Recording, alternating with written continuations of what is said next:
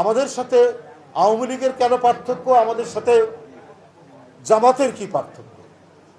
তারা ইসলাম প্রচার করতে চায়, আর আমরা বলি এটা তো মুসলিম সংখ্যাগরিষ্ঠ দেশ।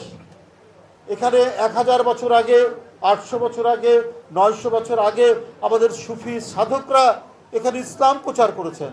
হজরত শাহজালাল শুয়ে আছেন সিলেটে, হজরত শাহ মখদুম শুয়ে আছেন রাজশাহীতে, হজরত শাহ সুলতান আছেন বগুড়ায়, খান জাহান আলী আছেন খুলনায়। সারা বাংলাদেশ এই সুফি সাধকরা একেশ্বরবাদের দিকে, তৌহিদের দিকে সেদিন ইসলামকে প্রতিষ্ঠিত করেছেন। আবার নতুন করে আপনারা কি করবেন ভাই? কোন ইসলাম প্রচার করবেন?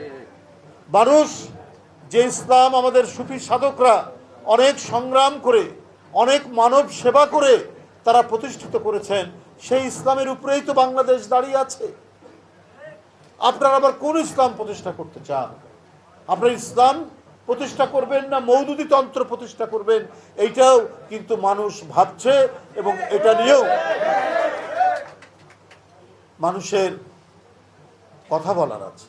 কিন্তু এই প্রতিফলন ঘটানোর জন্য যদি কোনো ইঞ্জিনিয়ারিং হয়, আমি জালিয়াতির চাইতে ইঞ্জিনিয়ারিংকে প্রাধান্য দিচ্ছি, নানা কৌশল করা হয়, তাহলে এটা কিন্তু ধরা পড়বেই, যেটা আমরা জাহাঙ্গীরনগর বিশ্ববিদ্যালয়ে দেখলাম, ঢাকা বিশ্ববিদ্যালয়ে। বাংলাদেশে ছাত্র রাজনীতির ঐতিহ্য হচ্ছে এটা একটা উৎসবের মতো পরিস্থিতি। সেই উৎসবে যারা পূর্ববর্তী যারা বিশ্ববিদ্যালয়ের ছাত্র সংসদের প্রতিনিধি ছিলেন, ভিপিজিএস ছিলেন, তারা যায়, তারা কথা বলে, কিন্তু ঢাকা বিশ্ববিদ্যালয়ের ভাইস চ্যান্সেলর তিনি কোড অফ কন্ডাক্ট তৈরি করলেন। তিনি তৈরি করলেন একটা আচরণ বিধি, যে বাইরের কেউ আসতে পারবে না।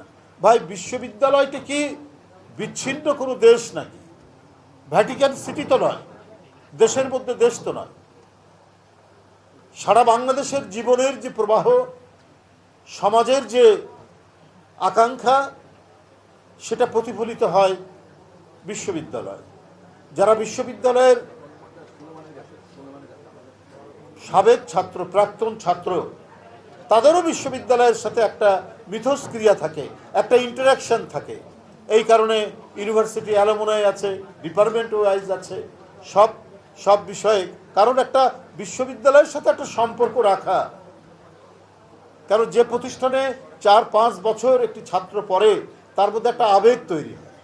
ঠিক তেমনিভাবে যারা ছাত্র রাজনীতি করেছে, ওই নির্বাচন আসলে তারাও গিয়ে বলে, তার সময়ের অভিজ্ঞতা বলে, সাধারণ ছাত্রদের বলে তার দলের পক্ষ থেকে।